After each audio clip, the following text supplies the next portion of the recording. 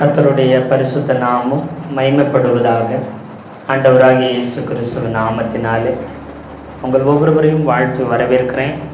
ஆமென், ஸ்தோத்திரம். இந்த வார்த்தையை கேட்கிற ஒவ்வொருத்தரையும் ஆண்டவராகிய இயேசு கிறிஸ்து தாமே நம்மை ஆசீர்வதிப்பாராக. அல்லேலூயா.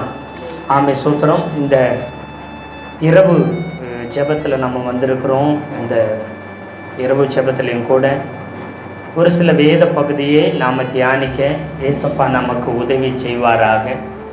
இந்த நாள் தியானத்திற்குன்னு மையமாக எடுக்கப்பட்ட வேத பகுதி அப்போஸ்தலர் நடபடிகள் 16வது அதிகாரம் 25வது வசனத்தை நம்ம ஒரு வாசிக்க கேட்கலாம். நடு ராத்திரியிலே பவுலும் சீலாவும் ஜெபம் பண்ணி தேவனை துதித்து பாடினார்கள். காவலில் வைக்கப்பட்டவர்கள் அதை கேட்டு கொண்டிருந்தார்கள். இந்த வசனத்தின் மையத்தின் அடிப்படையில் பவுலும் சீலாவுனுடைய ஜெபம் அப்படிங்கிறத ஒரு சில காரியங்களை பார்க்க போகிறோம். அது மாத்திரமில்லை, இந்த சிறைச்சாலை சம்பவத்தில் சிறைச்சாலையிலே பவுலும் சீலாவும் அப்படின்னு இது என்ன செய்யலாம் சொல்லலாம். இந்த சம்பவத்துக்கு முன்னாடி பின்னணிகளை நாம் என்ன செய்யணும், நாம் முதலில் கவனித்து பார்க்கணும். நாம் இந்த சிறைச்சாலை சம்பவத்தை மாத்திரம் நாம் எடுத்துக்கொள்ளாதபடி இதுக்கு இந்த சிறைச்சாலையில் அடைக்கப்படுவதற்கு முன்பதாக என்னெல்லாம் நடந்துச்சு அப்படிங்கிறத பார்த்துட்டு தான் அப்புறம் என்ன செய்ய முடியும், எப்படி அவங்க சிறைச்சாலைக்கு வந்தாங்க என்கிறத நம்ம பார்க்க முடியும். இந்த சிறைச்சாலையில் வந்த பொழுது நம்ம ஜெயிலில் அப்படின்னோடனே நம்ம பொதுவாக ஜெயிலில் ஒருத்தங்க இருந்து வராங்க அப்படின்னா எடுத்தோடனே என்ன சொல்லுவோம், தப்பு பண்ணியிருப்பாங்க, ஏதோ பிரச்சனை பண்ணியிருப்பாங்க, இவங்க தப்பானவங்களாக இருப்பாங்க, அப்படியெல்லாம் நமக்கு பல யோசனைகள் பல எண்ணங்கள் வரலாம். இங்கே பவுலும் சீலாவும் எப்படி சிறைச்சாலைக்கு போனாங்க, ஏன் போனாங்க அப்படிங்கிறத குறித்து நாம் என்ன செய்யணும், பார்க்கணும். சிறைச்சாலையிலே பவுலும் சீலாவும் அல்லது சோதரம் பவுலு சீலாவுடைய அவங்களுடைய ஜெபம் அவங்களுடைய துதி எப்படி இருந்துச்சுங்கிறத இந்த வசனத்தின் மையத்தின் அடிப்படையிலிருந்து இதுக்கு முன்னாடி என்ன நடந்தது பின்னாடி என்ன நடந்ததுன்னு ஒரு சில காரியங்களை இந்த ராத்திரி வேளையில் கற்றுக்கொள்ள தேவன் நமக்கு உதவி செய்வாராக. அல்லேலூயா. ஆமென். கர்த்தருடைய பரிசுத்த நாமம் மகிமைப்படட்டும். கர்த்தர் நம்மை ஆசீர்வதிப்பார். இந்த அப்போஸ்தலரோட 16வது அதிகாரம் பார்த்திங்கன்னா 16வது அதிகாரத்துக்கு முன்பதாக 15வது அதிகாரத்தில் பார்த்திங்கன்னா மிஷினரி ஊழியத்துக்கு ஊழியமாக பவுலும் பர்னபாவும் தான் ஊழியத்துக்கு போய் வந்தார்கள். அவங்களுக்குள்ள சின்ன சூத்திர ஒரு கோபங்களும் மனஸ்தாபமும் வந்ததுனால அவங்க என்ன செஞ்சாங்க, அவங்களுக்குள்ள ஒரு பிரிவினை வந்தது. அந்த பிரிவினை வந்ததுனால பவுல் சீலாவை கூட்டு கொண்டு ஊழியத்துக்கு வந்து விட்டார். பர்னபா யோவான் மார்க்கு என்பவனை என்ன செய்தார், கூட்டு கொண்டு அவர் ஊழியத்துக்கு போய்விட்டார். அடுத்து 16வது அதிகாரத்தில் பவுலும் சீலாவும் இந்த ஊழிய பிரயாணத்தை என்ன செய்கிறாங்க. சீலா அப்படின்னா பெண் பெயர் கிடையாது, ஒரு ஊழியக்காரன் பெயர். பவுலோடு கூட உடன் ஊழியராக கூட ஒரு சக ஊழியக்காரராக வந்தார். சீலானா பெண்ணு கிடையாது, நிறைய பேர் பெண்ணு நினைக்கிறாங்க, அது கிடையாது. சரி, பவுலும் சீலாவும் என்ன செய்கிறாங்க, சுத்திரம் சைலஸ்ன்னு சொல்லுவாங்க, என்ன செய்கிறாங்க, இந்த ஊழியத்துக்கு வர்றாங்க. ஒவ்வொரு பட்டணமாக அவங்க பிரயாணப்பட்டு ஊழியத்தில் வருகிறத நம்ம 16வது அதிகாரத்தில் நாம் என்ன செய்ய முடியும், பார்க்க முடியும். அல்லேலூயா, அல்லேலூயா. கர்த்தருடைய பரிசுத்த நாமம் மகிமைப்படட்டும்.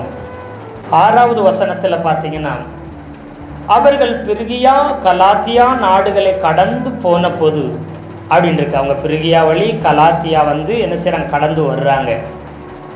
அப்புறம் அதுக்கப்புறம் என்ன செய்கிறாங்க, ஆசியா வர்றாங்க, அப்புறம் மீசியா வர்றாங்க, அப்புறம் பித்தனியா நாட்டுக்கு வர்றாங்க, அப்புறம் என்ன செய்கிறாங்க, அப்படி துரோவாவுக்கு வர்றாங்க. அப்படி ஒவ்வொரு பட்டணமாக என்ன செய்கிறாங்க, அவங்க மிஷினரி பணியத்தில் வர்றாங்க. சரி, இப்போ பவுலும் சீலாவும் ஊழியத்தில் அப்படி மிஷினரி ஊழியம் செய்கிறதுக்கு வர்றாங்க.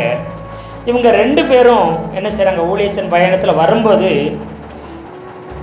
ஆவியானவர் தடை பண்ணுகிறார். வசனத்தை சொல்லக்கூடாதுன்னு யார் தடை பண்ணுறது, ஆவியானவர் தடை பண்ணுகிறார். ஆவியானவர் என்னைக்காச்சும் வசனம் சொல்லக்கூடாதுன்னு தடை பண்ணுவாரா, தடை பண்ணுவார். அந்த வசனம் 6வது வசனத்தில் வாசி பாருங்க.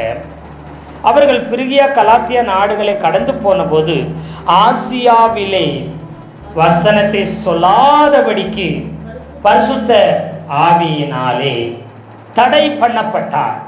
தடை பண்ணினார். அவர்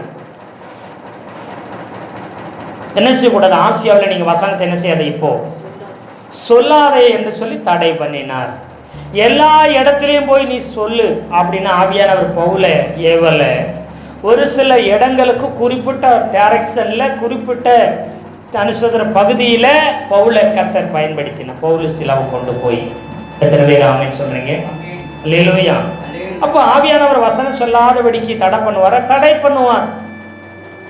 அது மாத்திரமில்லை, 7வது வசனத்தில் பார்த்தீங்கன்னா ஆவியானவர் இங்கேயும் தடை பண்ணுகிறார். எங்கே போகக்கூடாதுன்னு சொல்லி பித்தினியா நாட்டுக்கு போக பிரயத்தனம் பண்ணினார்கள். ஆவியானவரோ அவர்களை போக விட்டாதிருந்தார். பித்தினியா நாட்டுக்கும் போக விடலை. ஆசியாவில் போனாங்க, வசனத்தை சொல்ல வேண்டாம், இங்கிருந்து கிளம்புங்கிறாரு, தடை பண்ணுறாரு. அப்புறம் இங்கே பாரு, பித்தினியா நாட்டுக்கே நீ போகாதுங்கிறார், ரூட்டை மாற்றாதங்கிறார். அப்போ அப்படின்னு சொல்லிட்டு அப்பொழுது அவர்கள் மீசியா பக்கமாய் போய் என்ன செய்றாங்க? துரோவாவுக்கு வர்றாங்க. அங்கே துரோவாவில் என்ன செய்கிறாரு? ராத்திரியிலே பவுலுக்கு ஒரு தரிசனம் உண்டாகிறது. அது என்னவெனில், மக்கதோனியா தேசத்தான் ஒருவன் வந்து நின்று, நீ மக்கதோனியாவுக்கு வந்து எங்களுக்கு உதவி செய்ய வேண்டுமென்று தன்னை வேண்டிக் கொண்டதாக இருந்தது. தரிசனத்தில் மக்கதோனியா தேசத்தான் என்ன செய்கிறான்? வர்றான். ஒன்று அவனுடைய உருவத்தை வச்சு கண்டுபிடிச்சிருக்கணும், இல்லை அந்த தரிசனத்தில் வந்தவனுடைய ட்ரெஸ்ஸை வச்சு என்ன செஞ்சுருக்கணும்? கண்டுபிடிச்சிருக்கணும். இப்போது சீனாக்காரங்க, ஜப்பான்காரங்க இவங்களை பார்த்தோன்னே நமக்கு தெரிஞ்சு இவங்க ஜப்பான்காரங்க சீனாக்காரங்க என்ன செஞ்சுருவோம்? சொல்லிடுவோம். இதை சுற்றுறோம். கருப்பு இனத்தவங்களாக இருக்கிறாங்க கொரியா, அப்புறம் நீக்ரோக்காரங்க, ஜிம்பாபேக்காரங்க, இவங்களை பார்த்தா ஆப்பிரிக்காக்காரங்களை பார்த்தோன்னே என்ன செஞ்சுருவோம்? அவங்க உருவத்தை பார்த்தாலும் என்ன செஞ்சுருவோம்? இவங்க ஆப்பிரிக்காக்காரங்கன்னு சொல்லிடுவோம். ஐரோப்பாக்காரங்களை பார்த்தோன்னு சொல்லிடுவோம், இவங்க ஐரோப்பாக்காரங்க, வெள்ளைக்காரங்க, மேலே நாட்டில் உள்ளவங்கன்னு பார்த்தோன்னே பார்வையில் என்ன செஞ்சிடும்? ஒன்று உருவத்தை வச்சு அவங்களுடைய பவுல் கண்டுபிடிச்சிருக்கணும். இல்லைன்னு சொன்னால் ஒருவேளை அவங்களுடைய வஸ்திரத்தை வச்சு கூட பவுல் என்ன செஞ்சுருக்கலாம். ஆனால் தரிசனத்தை அந்த மனுஷனை பார்த்தோன்னே இவன் எந்த நாட்டுக்காரன்னு தெரிஞ்சிருச்சு, மக்கதோனியா தேசத்தாரன்னு பவுலுக்கு தெளிவாக தெரிஞ்சிருச்சு. இப்போ ஆவியானவர் என்ன சொல்ல வர்றாருன்னா, எங்களுக்கு வந்து உதவி செய்யுங்க மக்கதோனியா நாட்டுக்காரன் கேட்கறது பார்த்த உடனே, இப்போ ஆசியாவிலேயே வசனத்தை சொல்ல வேண்டியது கிடையாது, பித்தினியாவிலேயும் போய் நான் என்ன செய்ய வேண்டியதில்லை, சுவிசேஷத்தையோ அதை சத்தியத்தையோ பிரசங்கத்தையோ வசனத்தையோ நான் சொல்ல வேண்டிய அவசியம் இல்லை. நான் போக வேண்டிய இடம் ஒன்று இருக்குது அப்படி சொல்லி எங்கே போகணும்னு சொல்லி புரிஞ்சுக்கிட்டா. அப்படி அந்த தரிசனத்தை கண்ணாடி சுவிசேஷத்தை எங்கே அறிவிக்கணும்னு சொல்லி போனாங்கன்னா நிச்சயித்து கொண்டார்ல. 10வது வசனத்தை சொல்லுது, அந்த தரிசனத்தை அவன் கண்டபோது அவர்களுக்கு சுவிசேஷத்தை அறிவிக்கும்படி கர்த்தர் எங்களை அழைத்தார் என்று நாங்கள் என்ன செய்தோம்மா? உடனே மக்கதோனியாவுக்கு புறப்பட்டு போக பிரயத்தனம் பண்ணினோம். அல்லேலூயா. அப்போ உடனே நிச்சயித்து கொண்டான். நிச்சயமாக அப்படின்னா நிச்சயித்து கொள்ளணும், வாக்கு தத்தத்தை நிச்சயித்து கொள்ளுங்க. அல்லேலூயா. கர்த்தருடைய அழைப்பு, கர்த்தருடைய தரிசனத்தை, கர்த்தர் கொடுத்திருக்கிற வெளிப்பாடுகளை நிச்சயித்து கொள்ளுங்க, இது கர்த்தரால் வந்ததுன்னு சொல்லி. அல்லேலூயா. அப்போ இங்க நிச்சயித்து கொள்கிறாங்க, ஒரு உறுதியோடு போறாங்க. உறுதியோடு போன உடனே இங்கே கிளம்பி போகிறாங்க. எங்கே போகிறாங்கன்னா மக்கதோனியாவுக்கு. 12வது வசனத்தை வாசிக்கலாம். அங்கே இருந்து மக்கதோனியா தேசத்து நாடுகளில் ஒன்றுக்கு தலைமையானதும், அதாவது 11வது வசனத்தில் துரோவாவுக்கு வர்றாங்க. துரோவாவில் கப்பல் ஏறி சாமோத்திரேக்கே தீவுக்கு வர்றாங்க. அப்புறம் நெய்யப்போலி பட்டணத்துக்கு நேராக வந்து அப்புறம் எங்கே வர்றாங்க? மக்கதோனியாவுக்கு வர்றாங்க. அல்லேலூயா. இவ்வளோ மாறி மாறி மாறி ரூட் மாறி என்ன செய்கிறாங்க? சுத்த ரூட்டு கரெக்டாக பிடிச்சி எங்கே? மக்கதோனியாவுக்கு புறப்பட்டு வர்றாங்க. மக்கதோனியா வந்த உடனே அங்கே இருந்து மக்கதோனியா தேசத்து நாடுகளில் ஒன்றிற்கு தலைமையானதும் ரோமர் குடியேறியுமான பிலிப்பி பட்டணத்துக்கு வந்தாங்கன்னு இருக்குது. இங்கே நீங்கள் நல்லா கவனிச்சிக்க, மக்கதோனியா தேசம், ஆனால் அதுக்கு தலைநகர் எது? பிலிப்பு பட்டணம். இப்போ தமிழ்நாடு தான், ஆனால் இதுக்கு தலைமை இடம் எது? சென்னை. அப்போ மக்கதோனியா தேசத்துடைய தலைநகருக்கு என்ன செஞ்சிருக்கிறாங்க? நேர பிலிப்பு பட்டணம் மக்கதோனியா தேசத்துடைய தலைநகரத்துக்கு வந்திருக்கிறாங்க. அங்கங்கே போவேன்னு தடை பண்ணப்பட்டு இப்போ கர்த்தர் சொன்னபடி மக்கதோனியாவுக்கு என்ன செய்கிறாங்க? அவங்க விரைந்து வர்றாங்க. வந்த உடனே மக்கதோனியாவுக்கு தலைநகரமாக பிலிப்பி பட்டணம் இருக்குது. அந்த பிலிப்பி பட்டணத்துக்கு வர்றாங்க, தலைநகரத்துக்கு வர்றாங்க, மக்கதோனியா தலைநகரத்துக்கு வந்துட்டாங்க. அல்லேலூயா. இதுக்கு முன்னாடி மக்கதோனியா என்ன செய்யுது, பிலிப்பி பட்டணமாக. இதுக்கு முன்னாடி ரோமர்களுடைய தலைநகரமாக அம்பிபோலி தான் என்ன செஞ்சுருக்குது, தலைநகரமாக இருந்திருக்குது. இந்த மக்கதோனியா பிடிச்சவனே பிலிப்பு பட்டணத்தை என்ன செஞ்சுட்டாங்க, ரோமர்கள் தலைமை இடமா, இந்த பகுதிக்கு தலைமை இடமா மாற்றினதாக சரித்திர குறிப்பு சொல்லுகிறது. அல்லேலூயா, அல்லேலூயா. இப்போ இங்கே வந்த உடனே நாம் என்ன நினைப்போம், கர்த்தர் என்னை இங்கே வர சொல்லிட்டாரு, தரிசனத்திலே காமிச்சிட்டாரு, எனக்கு ஒரு நிச்சயம் உண்டு, நானாக வரலை, ஆவியானவர் வேறு இடத்துக்கு என்னை அறியாமல் வேறு இடத்துக்கு என் சித்தத்தின்படி என் விருப்பத்தின்படி போகும்போது ஆவியானவர் தன்னை தடுத்து நிறுத்தி என்னை எங்கே கொண்டு வந்துட்டாரு, மக்கதோனியாவுக்கு கொண்டு வந்துட்டாருங்க. அதுக்கு தலைநகரத்துக்கே கொண்டு வந்துட்டார், பிலிப்பி பட்டணத்துக்கு. இப்போ வந்த உடனே பாருங்களேன், நான் பாட்டு பாடுவேன், நான் சுவிசேஷம் சொல்லுவேன், நான் ஆராதிப்பேன். உடனே மக்கள் கூட்டம் திரளாக என்ன செய்ய முடியாது, ஓடி என்ன செய்ய போகுது, வர போகிறாங்க, கூட்டம் அலையுது, கடல்னு திறந்து வரப்போகிறாங்க. அது தலைநகர்னு சொல்ல வேண்டியது இல்லை அப்படின்னு எண்ணத்தில் யார் வந்திருக்கிறது, பவுல் சில எல்லாம் ஆவியானவர் சொன்ன இடத்துக்கு போனால் அங்கே அறுவடை நிறையா இருக்கும், ஆத்துமாக்கள் நிறையா வரும், சுவிசேஷத்தை ஈஸியாக சொல்ல முடியும். ஆமாம், ஆண்டவர் வழியெல்லாம் வாசல் திறந்து வச்சுருக்காங்க, அருமையாக செய்யலாம்னு போனால் அங்கே வாசி பாருங்களேன் 12வது வசனத்தில், அங்கே இருந்து மக்கதோனியா தேசத்து நாடுகளில் ஒன்றுக்கு தலைமையானதும், அதை தலைநகரத்துக்கு என்ன செய்கிறாங்க, பிலிப்புக்கு வர்றாங்க. ரோமர் குடியேறின்மான பிலிப்பு பட்டணத்துக்கு வந்தாங்க. அந்த பட்டணத்துக்கு சில நாள் தங்கியிருந்தோம். அப்படின்னு என்ன அர்த்தம், சில நாள் தங்கி இருந்தோம். அவங்கள வான்னு சொல்லி வரவேற்கிறது கூட என்ன இல்லை, ஆள் இல்லை. இங்கே பிலிப்பி பட்டணத்தில் ரோமர்கள் தான் நிறைய குடியேறி இருக்கிறாங்க, யூதர்கள் அங்கே அதிகம் கிடையாது, யூதர்கள் மேக்சிமம் கிடையாது, அங்கே இருந்தாங்களும் தெளிவாக சொல்லப்படல. ஆனால் ரோமர்கள் தான் நிறைய குடியேறி இருக்கிறாங்க. அல்லேலூயா. அவங்க வணங்குறது அப்பெல்லியோன் அப்படிங்கிற தெய்வத்தை வணங்குவாங்க,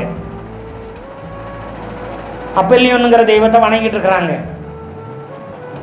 இவங்க யூதர்கள் இல்லை.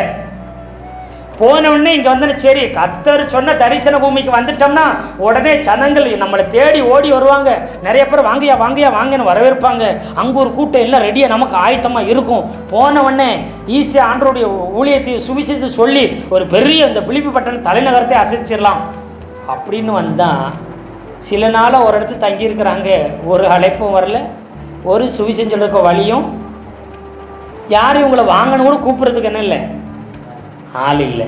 சில நாளாக தங்கி ஊழியம் இல்லாமல் இருக்கிறாங்க. அங்கே வேறு இடத்துல ரொம்ப பிஸியாக இருந்தாங்க, இங்கே அதை விட பிஸியாக இருக்க போகிறோம்னு நினச்சா இங்கே ஒன்றுமே இல்லை.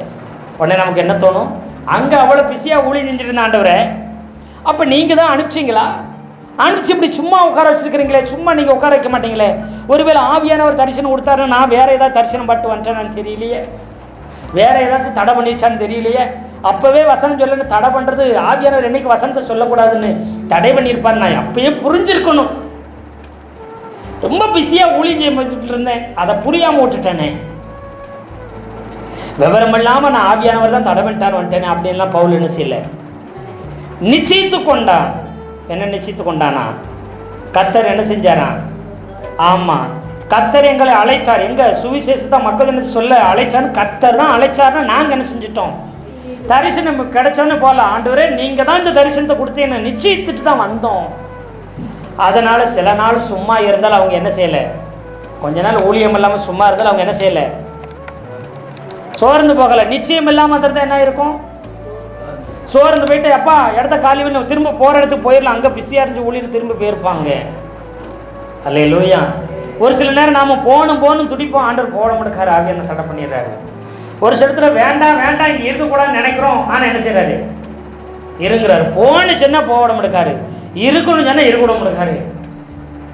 என்ன பண்ணுறது தெரியலையே அப்படி யோசிச்சுட்டு இருக்கிறாங்க. சரின்னு இப்போ ஓய்வு நாள் வந்துருச்சு. 13ஆம் வசனத்தில், ஓய்வு நாளில் நாங்கள் பட்டணத்துக்கு வெளியே போனோம், ஆற்றின் அருகே வழக்கமாய் ஜெபம் பண்ணுகிற இடத்தில் உட்கார்ந்து அங்கே கூடி வந்த ஸ்திரீகளுக்கு உபதேசித்தோம். இப்போ சில நாள் அங்கே வந்து தங்கி இருந்துட்டு ஓய்வு நாள் வரப்போது பார்க்குறாங்க. நிச்சயமாக ஓய்வு நாளில் அவங்க பிரயாணம் பண்ணால் மற்ற நாள் பிரயாணம் பண்ணி இங்கே வந்திருக்கிறாங்க, பிலிப்பி பட்டணத்துக்கு தலைநகரத்துக்கு வந்துருக்கிறாங்க. மக்கதோனியா தலைநகரத்துக்கு வந்துட்டு சில நாள் ஊழியம் இல்லாமல் சும்மாவே இருக்கிறாங்க. எப்படி வாய்ப்போ வழிகளோ இல்லாதபடி அவங்க சுவிசேஷம் சொல்கிற வாய்ப்பு இல்லாமல் யோசிச்சுக்கணும் உட்காந்துட்டு இருக்கிறாங்க. அப்போ சும்மா இருந்துக்க மாட்டாங்க. இப்போ செபிக்கணும், ஓய்வு நாள் ஆயிடுச்சு, ஓய்வு நாள் ஆசிரிக்கணுமே சொல்லி விசாரித்து பார்க்கும் பொழுது இங்கே எல்லாரும் ரோமர்கள் தான் இருக்கிறாங்க, அதிகமாக யூதர்களால் என்ன செய்ய கிடையாது. அப்படி வேற தெய்வங்களை கூப்பிடுறவங்க ஒருவேளை செபிக்கிறவங்க ஒரு சிலங்க, யூதர்கள் ஒரு சிலர், கிறிஸ்தவங்க ஒரு சிலர் இருந்தாங்களா தெரியல. ஆனால் அவங்க ஜெபம் பண்ணுவாங்களா எங்க?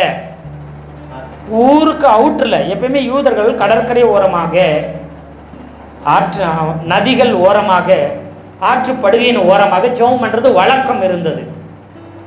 அதனால இவங்க என்ன செய்யறாங்க, ஊருக்கு வெளியில் ஆறு இருக்குது, அந்த ஆற்றுப்படுகையில் போய் நம்ம என்ன செய்ய போகலாம், ஜெபம் பண்ண போகலாம். ஜெபத்துக்குன்னு அங்கே போகிறாங்க.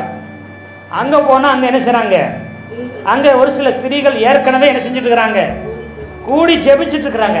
ஏன் அங்கே தேவாலயம் இல்லைன்னு சொன்னால், அங்கே முக்காவாசிக்கு மேலே யார் தான் இருந்தது, ரோமர்கள் இருந்தார்கள். அங்கே விக்கிரக ஆராதனை இருந்தது. அப்பல்லியோன் என்கிற அந்த விக்கிரகத்திற்கு கோவில்கள் அங்கே இருந்துச்சு. ஒரு சில இடத்துல கிரேக்கர்கள் அங்கே இருந்திருக்கலாம், அந்த கிரேக்கர்களுக்கும் என்ன செஞ்சிருக்காங்க, கோவில்கள் இருந்திருக்கலாம். ஆனால் இங்கே எதுக்குது, ஜெப ஆலயம் அங்கே கிடையாது. இன்னைக்கும் அநேக ஊர்களில் தேவ ஆலயம் இல்லாமல் ஊர்கள் இருக்கு பார்த்தீங்களா, அதுபோல் அங்கே என்ன செய்யலை, ஜெப ஆலயம் இல்லை. அதனால் அவங்க என்ன செய்யறாங்க, அவங்க ஒரு சிலராக கொஞ்சம் பேராக இருக்கிறாங்க, அவங்க என்ன செய்யறாங்க, ஆற்றின் அருகே போய் ஜெபம் பண்ணிட்டு இருக்கிறாங்க. சும்மா ஆத்தக்கரையில் போய் ஜெபம் பண்ணல. ஓய்வு நாளில் எங்கே இருக்கணும், ஜெப ஆலயத்தில் இருக்கணும். ஆனால் ஓய்வு நாள் அங்கே ஜெப ஆலயம் விழிப்பு பட்டணத்தில் இல்லாததுனால அவங்க ஆற்றங்கரை ஓரமாக போய் ஜெபம் பண்ணி கொண்டு இருக்கிறார்கள். அங்கே இவங்க போகிறாங்க. இந்த சில நாளில் என்ன செஞ்சுருப்பாங்க, அவங்க இப்படி வெளியில் போய் ஆற்றங்கரை போய் ஜெபம் பண்ணியிருப்பாங்க. ஜெபம் பண்ணும்போது ஒரு சிலர் கூடி வர்றதை பார்க்குறாங்க. ஓ சரி, அப்போ நம்ம ஊழியத்தை எங்கே ஸ்டார்ட் பண்ணணும், இப்போ சிட்டியில் ஸ்டார்ட் பண்ண முடியும், எங்கே ஸ்டார்ட் பண்ண வேண்டியதாக இருக்குது, ஆற்றங்கரையில் என்னத்தை ஆரம்பிக்க வேண்டுமா, ஊழியத்தை ஆரம்பிக்கணும்னு சொல்லி ஊருக்கு வெளியில் போய் என்ன செய்கிறாரு, அங்கே போய் பார்த்துட்டு அங்கே இருக்கிறவங்களுக்கு உபதேசம் பண்ணுறாங்க, வசனத்தை போதிக்கிறாங்க, ஆண்டவர் பற்றி சொல்லி கொண்டிருக்கிறாங்க. அப்போ ஜெபிக்கிற ஸ்திரீனா ஏற்கனவே என்ன செய்கிறாங்க, ஒன்று யூதர்களாகவோ இல்லை யெகோவா தேவனை குறிச்சோ என்ன செஞ்சுருக்கிறாங்க, ஏற்கனவே அறிந்தவர்களாக அவங்க இருந்திருக்கிறாங்க, ஜெபம் பண்ணுகிறாங்க. இப்போ அவங்களுக்கு போய் என்ன செய்ய, இயேசுவே கிறிஸ்து, இயேசுவே தேவன் கர்த்தர் சொல்லி என்ன செய்யறாரு சொல்லி அவங்க பிரசங்கம் பண்ணிட்டு இருக்கிறாரு. இதை கேட்டோன்னு யாருடைய இருதயம் திறந்துருச்சு. அங்க வாசிங்க 14வது வசனம். தியத்திரா ஊராளும் ரத்தாம்பரம் இருக்கிறவளும் தேவனை வணங்குகிறவளுமாகிய, அது ரொம்ப முக்கியம், லீதியாள் என்னும் பேருள்ள ஒரு ஸ்திரீ கேட்டுக்கொண்டிருந்தாள். பவுல் சொல்லியவைகளை கவனிக்கும்படி கர்த்தர் அவள் இருதயத்தை திறந்தருளினார். நீங்க கேட்க நல்லா கவனிக்கணும். தேவனை வணங்குகிறவள் அப்படின்னு தெளிவா வசனம் சொல்லிருச்சு. லீதியால் ஒரு ஜாதியா இருந்திருக்கலாம், கர்த்தரே அறியாம இருந்திருக்கலாம் அப்படிங்கிற சொல்றதை விட, ஏற்கனவே பவுல் சொல்றதுக்கு முன்பு தேவனை வணங்குகிறவளாக இருந்தார். கர்த்தரை யெகோவா தேவனை அவர் வணங்குகிறவள், கும்பிடுகிறவள், வேண்டிக்கிட்டு ஜெபிக்கிறவளாக இருந்தார். அப்போ பவுல் என்ன செய்றாரு, தேவனை ஏற்கனவே தெரியும், இவருக்கு யாரை பற்றி சொல்றா, அப்படி இயேசு கிறிஸ்துவை பற்றி சொல்றாரு. கர்த்தர் அவர் இருதயத்தை என்ன செய்றாரு, திறக்கிறாரு. திறந்த உடனே இந்த சத்தியம் உள்ள போகுது. அவர் இயேசுவை சொந்த ரட்சகராக ஏற்றுக்கொண்டுகிறார். என்ன செய்கிறார், ரட்சிக்கப்பட்டு அவர் ஞானஸ்தானம் பெறுகிறார். அவள் ஞானஸ்தானம் பெற்றதோடு என்ன செஞ்சிடல, நின்றல. அடுத்த வசனம், அவளும் அவள் வீட்டாரும் ஞானஸ்தானம் பெற்றார்கள். அல்லேலூயா சொல்லுங்களேன், அல்லேலூயா. இங்க என்ன நடக்குது, சில நாள ஒன்றும் காணும், ஊழியமே இல்லை, என்ன செய்யறது அப்படின்னு வருத்தப்படுறதை விட்டுட்டு இவங்க என்ன செய்ய ஆரம்பிக்கிறாங்க, ஜெபம் பண்ண ஆரம்பிச்சாங்க. சுவிசேஷம் சொல்ல முடியல, இயேசுவை பற்றி அறிவிக்க முடியல, சத்தியத்தை போதிக்க முடியல. அந்த நிலைமையில் இவங்க என்ன செய்யறாங்க, ஜெபம் பண்ண ஆரம்பிச்சிட்டாங்க. ஜெபம் பண்ணுகிற இடத்துல இப்படி ஒரு குழுவை பார்க்குறாங்க. பார்த்த உடனே இப்போ வாய்ப்பு ஆண்டவர் திறந்துட்டார். சில நாள் ஜெபம் பண்ணவங்க ஓய்வு நாளில் உபதேசம் பண்ண ஆரம்பிச்சுட்டாங்க, சத்தியத்தை போதிக்க ஆரம்பித்தாங்க. அங்கே தேவனை அறிந்த ஒரு ஸ்திரீ ரத்தாம்பரத்தை என்ன செய்கிறாங்க, அந்த அம்மா பார்த்தீங்கன்னா சாதாரண ஆள் கிடையாது. அவங்க என்ன செய்கிறாங்க, வேலை செய்கிறவங்க, ரத்தாம்பரம் விற்கிறவ வேலை செஞ்சுட்டு தான் இருந்துச்சு. அந்த அம்மா வேலை செய்கிறம்மா. இன்னைக்கு நமக்கு லீவ் இல்லைன்ட்டோம். அந்த அம்மா என்ன செய்யுது? ரத்தாம்பரம் விற்கிறவெல்லாம் அந்த துணியை, ரத்தாம்பர துணியை விற்கிற வேலை பண்ணிக்கிட்டு இருக்குது. துணி வியாபாரம். அந்த அம்மா துணி வியாபாரம் பண்ணிட்டு இருந்தாலும் கரெக்டாக எங்கே வந்து ஆஜராகிருது? தேவ ஆலயமே ஜப ஆலயமே இல்லைனாலும் அவங்க எங்கே வந்துடுறாங்க? ஆற்றங்கரையில் வந்து தேவனுடைய சமூகத்தில் என்ன செய்கிறாங்க? ஜெபம் பண்ணியிருக்கு. இல்லைங்க இன்னைக்கு ஞாயிற்றுக்கிழமை தான் நல்ல வியாபாரம்னு அந்த அம்மா போகலை. அந்த அம்மா எங்கே வந்துருச்சு? கூடி செபிக்கிற இடத்துல வந்து உட்காந்துருச்சு. நமக்கு சர்ச்சை இல்லைன்னா சொல்லவே வேண்டியது, சர்ச்சை இருந்தே வர்றது கிடையாது. அப்போ யோசிச்சு பாருங்க, எவ்வளவுதான் வியாபாரம் வந்தாலும், எவ்வளவுதான் அந்த வேலை செய்திருந்தாலும், அது ஜெபிக்கிற வேலையில் என்ன செஞ்சிச்சு? ஜெபம் பண்ண தேவனுடைய சமூகத்தில் வந்து உட்காந்து வசனத்தை கேட்க ஆரம்பிச்சிருச்சு. அந்த அம்மாவுடைய இருதயத்தை கர்த்தர் திறந்தார். வேதத்தில் நிறைய பேருடைய பேர் பதிவிடப்படலை, ஆனால் இங்கே குறிப்பாக யாருடைய பேர் எழுதி வச்சிருக்கிறார்? ஆண்டவர் லீதியாளுடைய பேரை கர்த்தர் என்ன செய்கிறாங்க? எழுதி வச்சிருக்கிறார். அப்படின்னா அவங்கள அவ்வளோ அவருக்கு ஆனர் பண்ணுறாரு, அவ்வளோ கணம் பண்ணுறாரு ஆண்டவர். உங்கள் பேரை பரிசுத்த பைபிளில் இந்த வேதத்தில் எழுதி வச்சு அவங்க கணம் பண்ணுறாரு. அவள் மட்டுமல்ல, அவள் குடும்பமே அவள் நிமித்தம் ரட்சிக்கப்படுது. அல்லேலூயா, அல்லேலூயா. ரட்சிக்கப்பட்டது மாத்திரமல்ல, நீங்கள் என்னை கர்த்தரிடத்தில் விசுவாசம் உள்ளவள் என்று எண்ணினாள். பாரு எப்படி சொல்றாங்க பாருங்க. யாரு? அந்த அம்மா சொல்லுது. நீங்கள் யார்? பவுல் சீலா அவங்கள பார்த்து நீங்கள் என்னை கர்த்தரிடத்தில் விசுவாசம் உள்ளவள் என்று எண்ணினீங்கன்னா என் வீட்டில் வந்து என்ன செய்யணும் என்று கேட்டால் எங்களை வருந்தி கேட்டுக்கொண்டாள். அல்லேலூயா. நம்மளுக்கு பேச்சுக்கு கேட்போம். அந்த அம்மா விடாப்படியா நீங்கள் எங்கள் வீட்டில் தான் நீங்கள் என்ன செய்யணும்?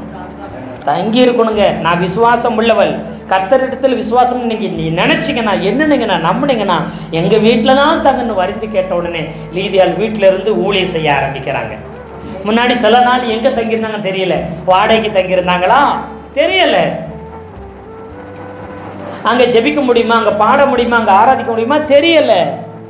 கர்த்தரை பற்றி இயேசுவை பற்றி சொல்ல முடியுமா தெரியல. இப்போ சில நாள் தங்கி இருந்தாலும் அவங்க ஜெபம் பண்ணாங்க. எத்தனை பேர் ஆமீன் சொல்றீங்க? அப்புறம் ஜெபிக்கிற இடத்தை தேடி போய் அங்கே ஜெபம் பண்ண ஆரம்பிச்சு. அங்கே ஒரு கூட்டத்தை ஆண்டவர் காண்பிச்சு அங்கே ஒரு ஸ்திரியை தொட்டு அந்த ஸ்திரீ மூலம் என்ன செய்தார்? ஒரு குடும்பத்தை ரட்சித்து அந்த குடும்பத்தில் அந்த வீட்டில் தங்கும்படிக்கு ஒரு இடத்தை என்ன செய்த கர்த்தர் ஆயத்தம் பண்ணி தந்தார். அல்லேலூயா, அல்லேலூயா. பாருங்க, இது 1-2 நாள் இல்லை, 18ஆம் வசனத்தை வாசி பாருங்க. இப்படி அநேக நாள் செய்து கொண்டு வந்தால், ஒரு ஸ்திரீ வந்து செய்து கொண்டு வந்தான்னா அநேக நாள்னா அங்கே இருந்திருக்கிறாங்க. எங்கே இருந்தாங்க? பிலிப்பி பட்டணத்தில் அநேக நாள். எங்கே? யார் வீட்டில் இருந்துருக்கிறாங்க? லீதியாளுடைய வீட்டில். அவளுக்கு சொந்த ஊர் தியேத்தரா ஊராக இருந்தாலும் இப்போ இங்கே வந்து பிலிப்பி பட்டணத்தில் குடியிருக்கிறபடினால இந்த பிலிப்பி பட்டணத்தில் ஒருவேளை அந்த அவளுக்கு வீடு இருந்திருக்கலாம். அங்கே யார் இருக்கிறா? பவுல் சிலவங்க தங்கி இருக்கிறாங்க. தங்கியிருந்து அநேக நாள் ஊழியம் செய்கிறார்கள். அல்லேலூயா, அல்லேலூயா. ஆமாம். இப்போ சில நாள் தங்கி பார்த்தா, எப்பா இங்கே சிட்டிக்குள்ளே எவன் வாடகை கொடுத்து இருந்து ஊழியம் செய்ய முடியும்? வாய்ப்பே இல்லை. என்ன செஞ்சிடலாம்?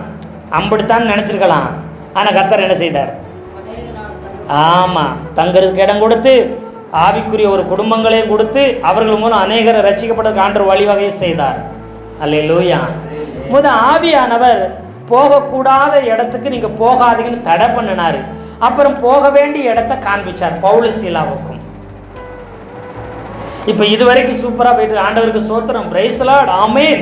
சின்ன சின்ன தடைகள் வரத்தான் செய்யும், ஆனாலும் சோர்ந்து போயிடக்கூடாதுங்க பிரதர் சிஸ்டர். ஆனால் ஆண்டவர் எங்களுக்கு செஞ்சார் பாருங்க அற்புதம். லீதியால் ரட்சித்த உங்கள் குடும்பத்தை ரட்சித்த உங்கள் வீட்டை தங்கியிருந்து அநேக நாள் அங்கே ஊழியம் செய்யும்படி ஆண்டவர் வழிவாசலை திறந்தார், குடும்பங்களை கொடுத்தார், ஜனத்தை கொடுத்தார். சோத்திரம் அப்படின்னு நன்றி சொல்லிக்கிட்டு இருக்கிறோம். இந்த வழிவாசல், இந்த வழிவகை யார் மூலம் உண்டாச்சு? ஒரு பெண் மூலம். அப்போ பிரச்சனை யார் மூலம் தான் வரணும்? பெண் மூலம் தான் வரணும். வாசிங்க 16. நாங்கள் ஜெபம் பண்ணுகிற இடத்திற்கு போகையில்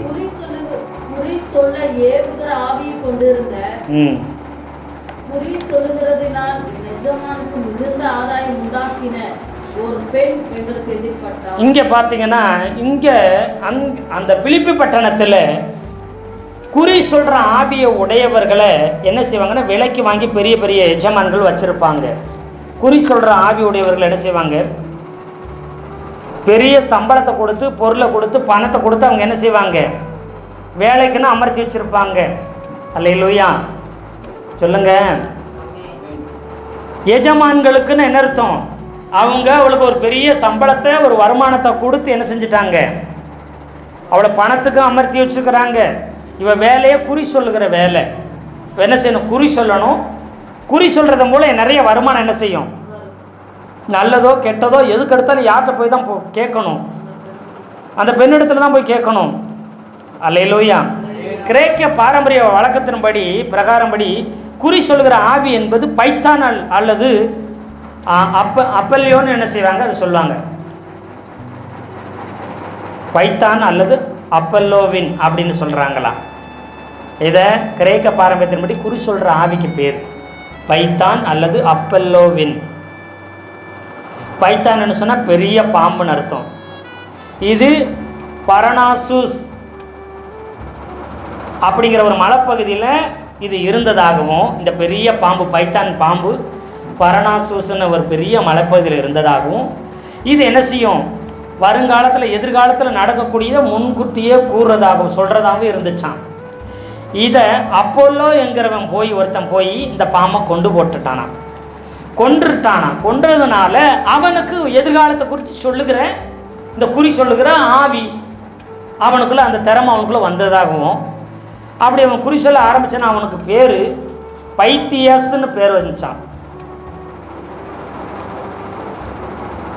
இதனால் குறி சொல்லுகிறவர்களுக்கு அனைவருக்குமே அப்பல்லோ பைத்தியஸின் ஆவியை உடையவர்கள் என்று கிரேக்கர் சொல்கிறாங்க. இந்த கோயிலில் என்ன செய்வாங்கன்னா, அப்பல்லோ இந்த கோயிலில் பெண் பூஜாரிகள் தான் இருப்பாங்க, பெண்கள் தான் பூஜாரிகளாக இருப்பாங்க. இவங்க பைத்தோனஸ்ன்னு உங்களுக்கு பேர், இந்த பெண் பூஜாரிகளுக்கு பேர் பைத்தோனஸ்ன்னு பேர். இவர்கள் மூலமாகவே குறி சொல்லுவாங்க அந்த கோயில் வழியாக. அந்த கோயிலை அந்த பெண்களை என்ன செய்வாங்க, இவங்க பெரிய பெரிய வசதி உள்ளவங்க, அவங்களுக்கு ஒரு குறிப்பிட்ட சம்பளத்தை கொடுத்து இவர்கள் குறி சொல்கிற வேலையை செய்ய வச்சு இது மூலம் பெரிய லாபத்தையும் வருமானத்தையும் பணத்தையும் சொத்து சேர்த்து கொண்டிருந்தாங்க. அல்லேலூயா அல்லேலூயா. இது அந்த குறி சொல்கிற பெண்ணுடைய பின்னணி. குறி சொல்ல ஒரு பூஜாரியாக இருந்திருக்கணும். அவள் அந்த விலைக்கு என்ன செஞ்ச சம்பளத்துக்கு ஒரு அமர்த்திருக்கிறாங்க எஜமான்கள். இப்போ தொடர்ந்து என்ன செய்யுது, இது குறி சொல்கிற ஆவி, பைத்தானின் ஆவி, பைத்தான் அப்பல்லோவின் ஆவி இந்த அம்மா பெற்றுருந்துச்சு. அதனால தான் என்ன செய்யுது, இன்றைக்கும் நிறைய குறி சொல்லிக்கிட்டு இருக்கிறாங்க. அது ஒரு அசுத்த ஆவி. எதிர்காலத்தை குறித்து சொல்கிறேன்னு சொல்லி என்ன செய்யும், நிகழ்காலத்தையும் கடந்த காலம் சொல்லி எதிர்காலத்தை ஒரு சில காரியங்கள் என்ன செஞ்சிட்ருக்கோம், சொல்லி கொண்டிருக்கோம். இப்போ இவங்க ஜெபம் பண்ணுற இடத்துக்கு போகிறாங்க. யார், பவுல் சீலா அப்புறம் லீதியா, இவங்கெல்லாம் என்ன செய்வாங்க போவாங்க. மெயினாக பவுல் சீலாவும் ஜெபம் பண்ணுற இடத்துக்கு, ஊருக்கு வெளியே தானே போய் ஜெபம் பண்ண முடியும். குழுவாக கூடி, இங்கே குடும்பமாக கூடி எல்லாம் ஜெபம் பண்ணியிருப்பாங்க. ஆனால் குழுவாக கூடி ஜெபம் பண்ணி அங்கே உபதேசம் பண்ணால் அநேகர் வெளியில் உள்ளவங்க வரணும்னா அந்த ஆற்று படுகைக்கு போகணும். அவங்க பிலிப்பு பட்டணத்துக்கு வெளியில். இப்போ போக வரும்போதெல்லாம் இந்த பெண் என்ன செய்யுமா, கூடவே வந்துட்டு என்ன சொல்லுமா, இந்த குறி சொல்கிற ஆவியோடைய பெண் பாருங்க 17ஆம் வசனத்தில், பவுலையும் எங்களையும் பின்தொடர்ந்து வந்து இந்த மனுஷன் உன்னதமான தேவனுடைய ஊழியக்காரர், ரட்சிப்பின் வழியை நமக்கு அறிவிக்கிறவர்கள். இவங்க ரட்சிப்பை குறித்து சொல்றவங்க உன்னதமான தேவனுடைய ஊழியக்காரங்கன்னு என்ன செய்யுது, சொல்லிக்கொண்டே வருகிறது. இதில் என்ன டெஸ்ட்டுன்னு கேட்டிங்கன்னா, ஒன்று தொடர்ந்து சொல்லுது. இந்த ஊரே யார் குறி சொல்லதை கேட்டுட்டு இருக்கு, இந்த பெண்ணுடைய குறி சொல்லுதலை கேட்டு நம்புது.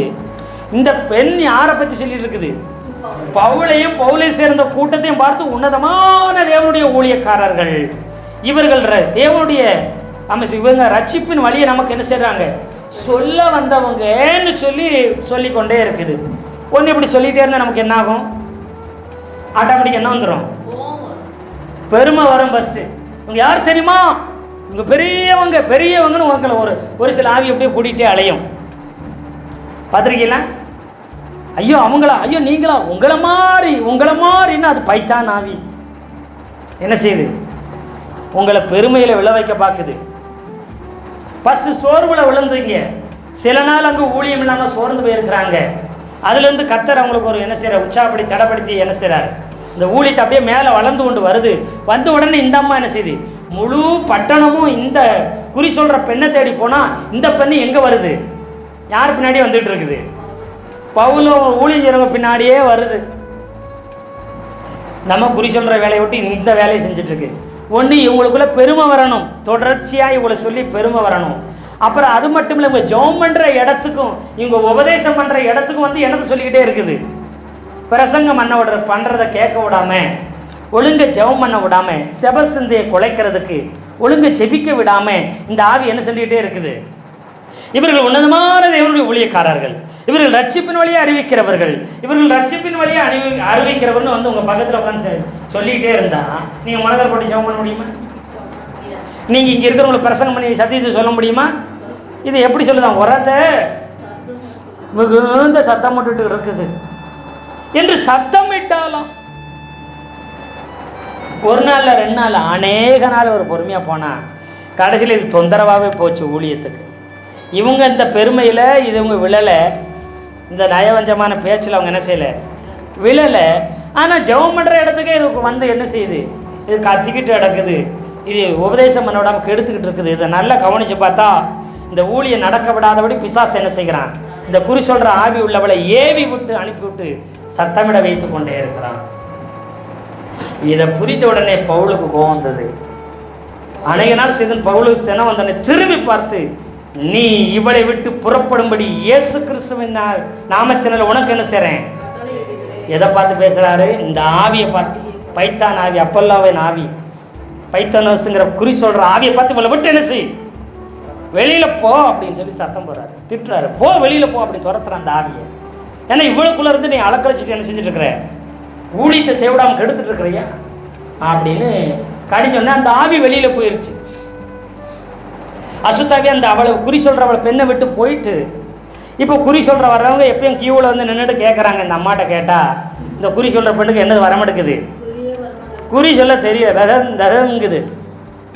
எதனாலன்னா இந்த மாதிரி நான் பின்னாடி ஒருத்தர் பின்னாடி போயிட்டே இருந்தேன், உங்களை போய் சொல்லிகிட்டே இருந்தேன், அவன் இயேசு கிறிஸ்துவ நாமத்தை அவங்க தெய்வத்தை சொல்லி போன்னு சொன்னால் எனக்கு வந்து அந்த குறி சொல்கிற ஆவி பேச்சு இப்போ என்னால் குறி சொல்ல முடியாதுன்னா, உன்னை எவ்வளவு பணத்துக்கு எவ்வளோ விலைக்கரியத்துக்கு உன்னை என்ன செஞ்சுருக்கிறேன் அமர்த்தி அந்த குறி சொல்கிற மூலம் நிறைய சம்பாத்தியம் பண்ணிட்டு இருக்கலான்னு பார்த்தா இப்போ அந்த குறி சொல்கிற ஆவியே இல்லை அப்படின்னு என்ன பண்ணுறது, இப்போ எப்படி குறியாக்க வருவான், எப்படி சம்பாதிக்க முடியும்?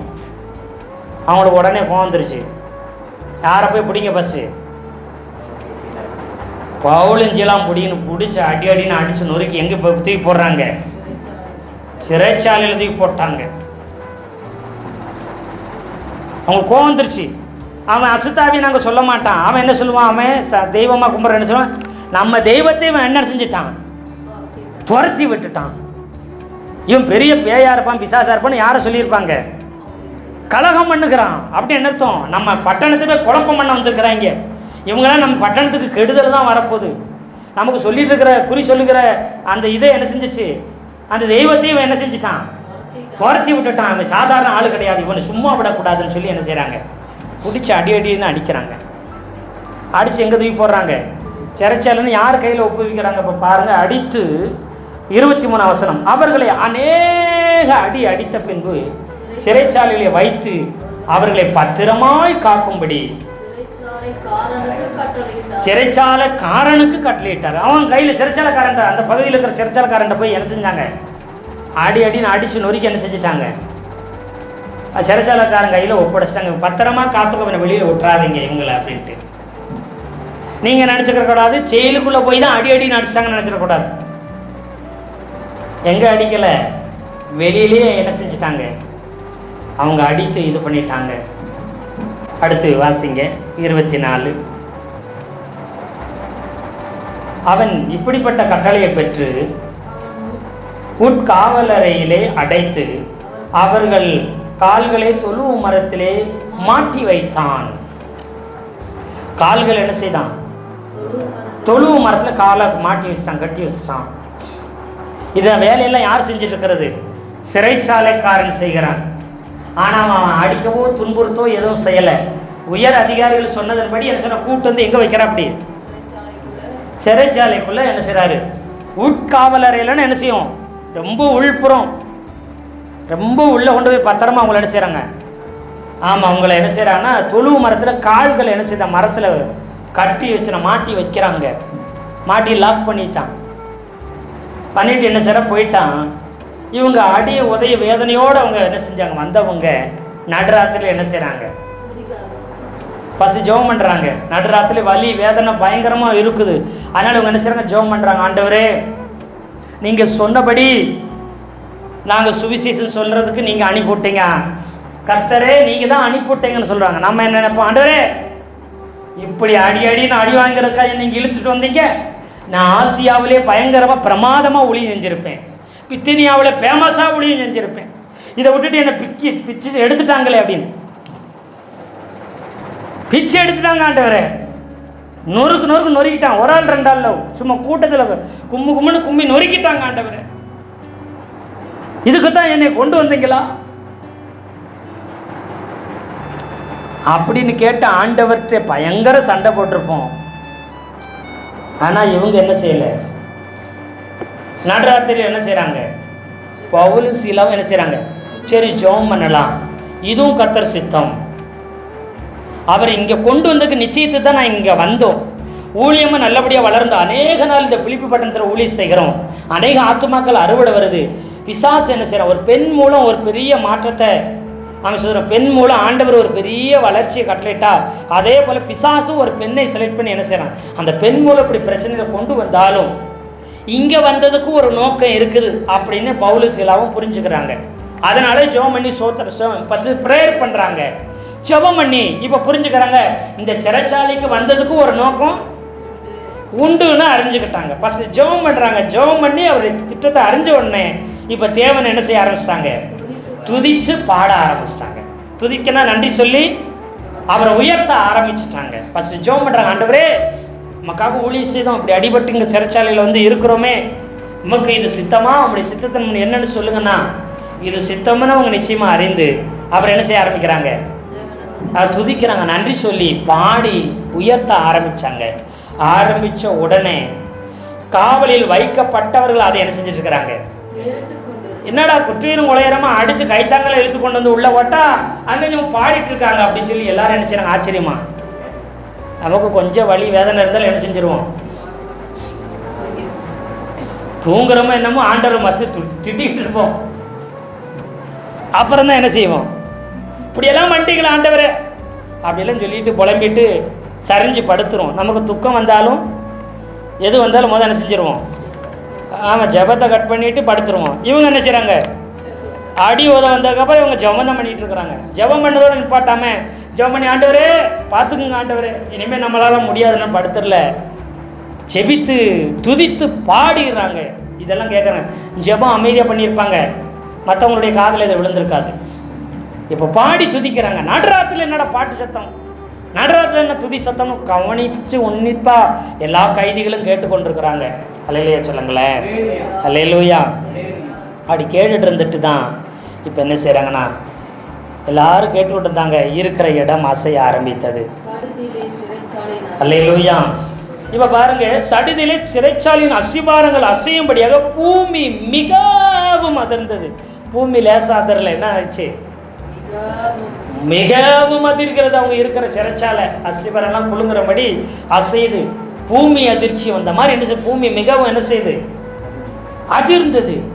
அதிர்ந்ததுன்னா என்ன அர்த்தம், கதவுகள்லாம் என்ன செய்யுது, தடா தடா தடா தடன் கதவு என்ன செய்யுது, திறக்குது. அப்புறம் என்ன செய்யுது, எல்லாருடைய கட்டுகளையும் என்ன செய்யுது, ஆட்டோமேட்டிக்காக என்ன செய்யுது, கலண்டு போயிடுச்சு. என்ன ஆச்சரியம், பூமி அதிர்ந்தா பில்டிங் இடிஞ்சு எழுதணும், ஆனால் பில்டிங் என்ன செய்யலை, கதவு வடின்னு திறக்குது, திறக்குது. அது மாத்திரமல்ல என்ன செய்யுது, கட்டுகள் கையில் இருக்கிற கட்டுகளை என்ன செய்யுது, கலருது. இந்த மாட்டு என்ன செய்யுறாங்க, தொழுவு மரத்தில் கட்டி வச்சிருந்த கட்டுகள்லாம் ஆட்டோமேட்டிக்காக படார்னு ஆட்கள் கலட்டி விட்ட மாதிரி என்ன செய்யுது, எல்லாம் கலண்டு விழுது. ஒரு ஆளுக்கு 2 ஆளுக்களா இருக்கிற அத்தனை பேருக்கும் கலண்டு விழுது. எல்லா சிறைச்சாலை கைதிக்கும் என்ன செய்ய, விலங்கு கலண்டுருச்சு, கதவு எல்லாம் திறந்துருச்சு. இவங்க இந்த பிரமிப்பில் என்னடா இவங்க பாடினாங்க, இவங்க துதிச்சாங்க, அதை கேட்குறாங்க. இவ்வளவு உபத்திரவத்தில், இவ்வளவு வேதனையில், இவ்வளவு துக்கத்தில், அடி உதையில், ரத்தம் சிந்தி, இவ்வளவு வேதனையில் எப்படி நன்றி சொல்ல முடியும்? எப்படி தேங்க்ஸ் ஆண்டவருக்கு நன்றி சொல்ல முடியும்? கடவுளுக்கு எப்படி நன்றி சொல்ல முடியும்? எப்படி உங்களால் பாட முடியும்? எப்படி உங்களை சந்தோஷமா இருக்க முடியும்?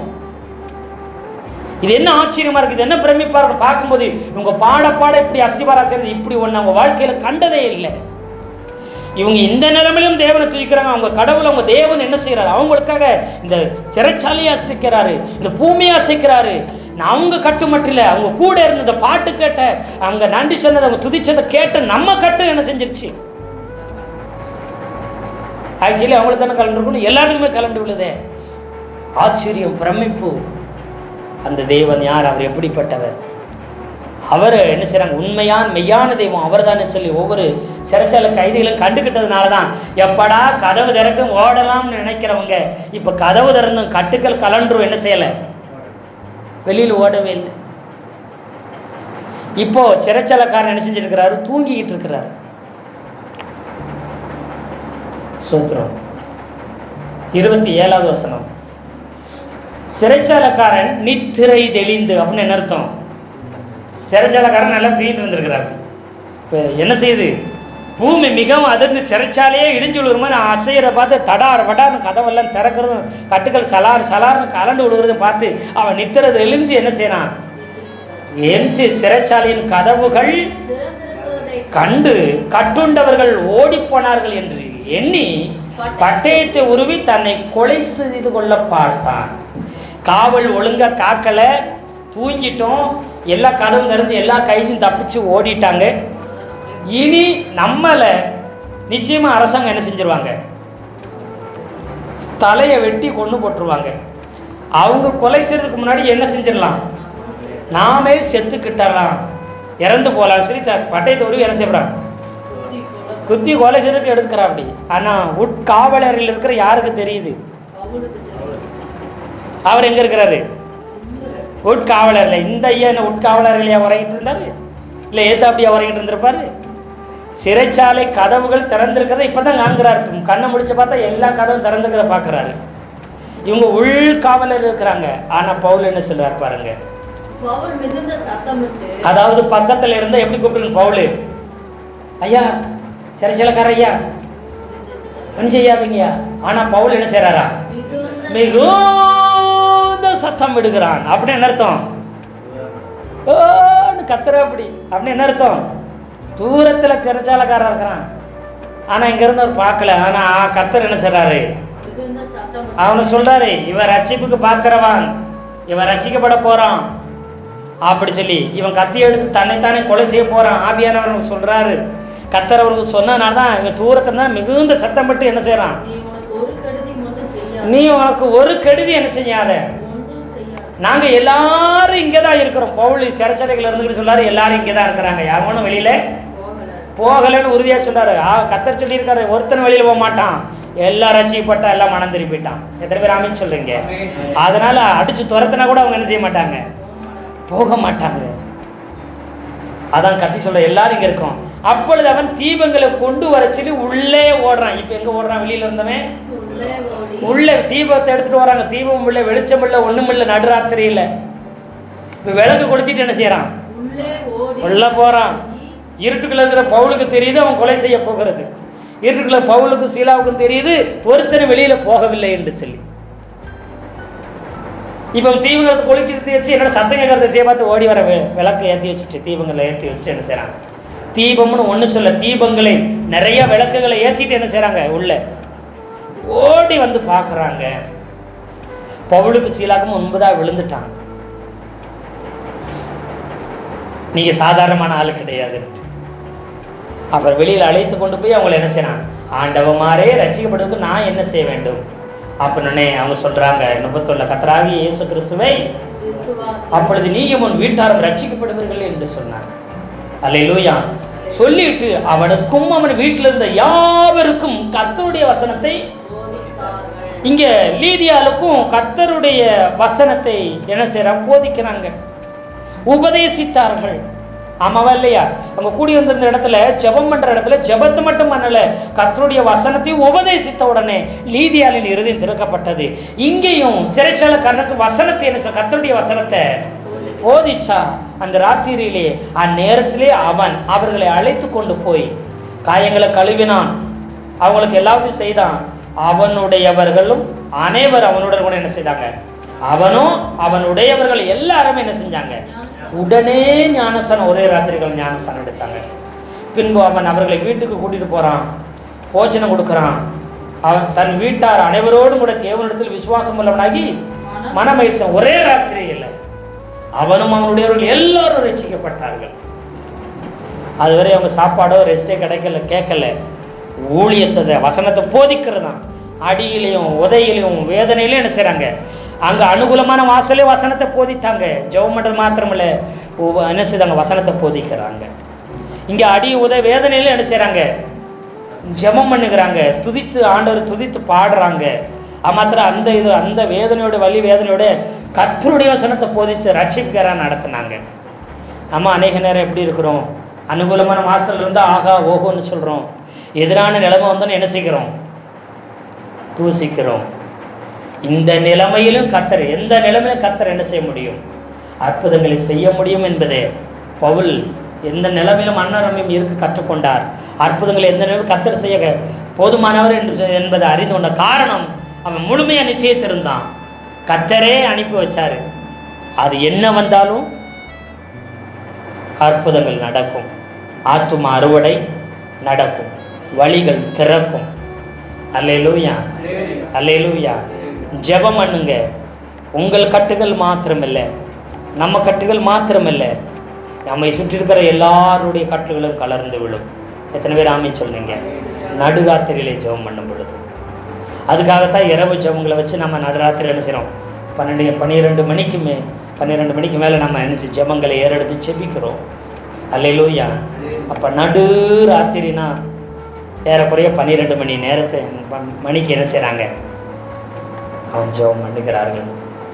அப்புறம் தேவனை துதிக்கிறாங்க, பாடுனாங்க. அல்லேலூயா. நம்முடைய ஜெபம் கட்டுக்களில் உள்ளவர்களை, சிறைப்பட்டவர்களை, அடிமைத்தனத்தில் உள்ளவர்களை, நம்ம இயேசுவை அறியாதவர்களை விடுதலையாக்கி கொண்டு வர போதுமானதாக இருக்கிறது. அல்லேலூயா, அல்லேலூயா. நீங்கள் அநேக வார்த்தைகளால் அடிபட்டிருக்கலாம், அநேகருடைய சுத்திர செயல்களால் நீங்கள் என்ன செஞ்சிருக்கலாம், காயப்பட்டிருக்கலாம். சூழ்நிலையால், மனிதர்களால், எதிரான சக்திகளால், அதிகாரத்தால் நீங்கள் அநேக நேரம் காயப்பட்டிருக்கலாம். ஆனால் கர்த்தர் சொல்லுகிறார், அவர் செய்ய நினைத்தது தடைபடாது. பவுலும் சீலாவும் எந்த நிலைமையிலும் ஜெபம் பண்ணினார்கள், சிறைச்சாலையிலே ஜெபித்தார்கள். அல்லேலூயா. ஊழியம் இல்லாத நேரமும் ஜெபிச்சாங்க, ஊழியம் இருந்த பொழுது ஜெபிச்சு கர்த்தருடைய வசனத்தை போதிச்சாங்க. அல்லேலூயா. அப்புறம் இடைநாள்களில் அதிகமாக அவங்க ஜெபித்தாங்க. ஜெபித்தது மாத்திரம் இல்லை, அப்புறம் சிறைச்சாலை அடி உதை வேதனையோட, காயங்களோட, ரத்தத்தோடு. அப்போ காயங்களை கழுவுனான்னு என்ன அர்த்தம், அடிச்சடியில் அநேக காயங்கள் பட்டு ரத்தங்கள் வெளியேறி இருக்கிறது. அது சுத்தம் பண்ணவோ, காயத்துக்கு மருந்து இடவில் அப்படியே அடித்து காயத்தோடு இழுத்துட்டு வந்து செயலில் போட்டு தொழு மரத்தில் காலை மாட்டி வச்சாங்க. அந்த நிலைமையிலும் கர்த்தரை துதித்தார்கள். அவர் ஒரு பெரிய அறுவடைய கர்த்தர் என்ன செய்தார், அங்கே கட்டளையிட்டார். அல்லேலூயா சொல்லுங்களேன், அல்லேலூயா சொல்லுங்களேன். ஆமென். கர்த்தருடைய நல்ல நாமம் மகிமைப்படுவதாக. அப்போது இந்த இரவு ஜெபங்களில் அவங்க அதிகமாக இந்த காரியத்தை நம்ம வேதத்தில் எல்லாரும் அந்த சொல்கிறோம். பவுல் சீலாவுடைய ஜெபம், சிறைச்சாலை ஜெபம்னு சொல்லும்போது பிரமிச்சு ஆச்சரியப்படி சொல்கிறது காரணம், இத்தனை பின்னணிகள், இத்தனை சூழ்நிலை, அதில் மிகவும் ஆணிவேராக இருந்தது. ஆவியானவர் சொன்னபடி கேட்டாங்க. பரிசுத்தாவின்னு சொன்னபடி கேட்டதுனால ஊழியம் இல்லாமல் போனாலும், சுவிசேஷம் சொல்ல வழி இல்லாமல் போனாலும், எதிரான சூழ்நிலை வந்த பொழுதும், அடி உதை வேதனைகள் வந்த போதும், சிறைச்சாலையில் அடைக்கப்பட்ட போதும் அவங்களால ஊழி செய்து கொண்டே இருக்க முடிந்தது. அல்லேலூயா. அவர்களால் ஜெபித்து கொண்டே இருக்க முடிந்தது. ஜெபத்தினால் ஒரு ஊழியம் செய்ய முடிந்தது. அதனால மிகப்பெரிய அறுவடை அங்கே என்ன செய்து உண்டானது. எத்தனை பேர் ஆமென் சொல்கிறீங்க? அல்லேலூயா. அப்போது நம்முடைய வாழ்க்கையிலும் கர்த்தர் எந்த நிலைமையிலும் அனுகூலமான காரியத்தில் மட்டும் கிடையாது, எதிரான சூழ்நிலை கர்த்தர் உங்களுக்காக அற்புதங்களை செய்ய முடியும். நம்முடைய ஜெபத்தை கேட்க முடியும். அல்லேலூயா. நம்மளை ஆவியானவர் போதித்து வழி நடத்துவார். ஆவியானவர் நடத்துவார். ஒருவேளை தரிசனம் கொடுக்கப்பட்டிருந்தா, வாக்குத்தத்தம் கொடுக்கப்பட்டிருந்தா, ஆண்டவர் உங்களை அழைச்சிருந்தா எல்லாம் அனுகூலமாக இருக்கணும்னு அவசியம் கிடையாது. வெறுமையாக இருக்கலாம், குறைவாக இருக்கலாம், தடையாக இருக்கலாம், நெருக்கமாக இருக்கலாம், வேதனையாக கூட இருக்கலாம். ஆனால் அதன் மத்தியிலும் கர்த்தர் சொன்னது நிச்சயமாக நிறைவேறும். கர்த்தர் செய்ய நினைச்சு ஒரு நாள் தடைபடாது. அல்லேலூயா. ஏன்னா எங்களை கொண்டு வந்தது யாரு? கர்த்தர். அவர் சொன்னதை செய்வார். அல்லேலூயா. அவர் சூழ்நிலைகளை மாற்றுகிறவர், நிலைமைகளை மாற்றுகிறவர், எல்லாத்தையும் மாற்றுவார். இந்த ராத்திரியில் கர்த்தர் சொல்கிறார், நீங்கள் எந்த நிலைமையில் கட்டப்பட்டிருந்தாலும், நீங்கள் எந்த நிலைமையில் தடை செய்யப்பட்டிருந்தாலும், எந்த நிலைமையில் போராடிக்கிட்டு இருந்தாலும் கர்த்தர் சொல்லுகிறார், உங்களுக்கு செய்ய நினைத்ததை ஒரு நாள் தடைபடாது, நான் சொன்னதை செய்வேன். அல்லேலூயா. அல்லேலூயா. எதிரான சூழ்நிலையில் அல்ல, எந்த நிலைமையிலும் கர்த்தரை ஜெபிப்போம், எந்த நிலைமையிலும் கர்த்தரை துதிப்போம். கர்த்தர் ஆத்துமா அறுவடைகளை, நம்ம குடும்பத்தில் ஒரு அறுவடையை, கர்த்தர் ஒரு பெரிய பெருக்கத்தை, சபையில் ஒரு பெரிய பெருக்கத்தை, நிச்சயமாக நான் உன்னை ஆசீர்வதித்து பெருக பண்ணுவேன்னு சொன்ன தெய்வம் ஒரு மகா பெரிய பெருக்கத்தை நம் நடுவில் நம்மை கொண்டு எதிரான தடையான இந்த நிலைமையிலையும் கர்த்தர் செய்ய போதுமானவராயிருக்கிறார். இந்த வார்த்தை கேட்குற ஒவ்வொரு வாழ்க்கையிலையும் இருக்கிற தடைகளை, அடிகளை, நிந்தைகளை, அவமானங்களை எல்லாவற்றையும் அவர் விலக்கி ஒரு பெரிய பெருக்கத்தை, அவர் செய்ய நினைத்த மகா பெரிய காரியத்தை உங்களை கொண்டு அவர் செய்ய இந்த நாளில் போதுமானவராயிருக்கிறார். கர்த்தர் தாமே இந்த வார்த்தையில் கொண்டு நம்மை ஆசீர்வதிப்பாராக. ஆமென். ஆமென்.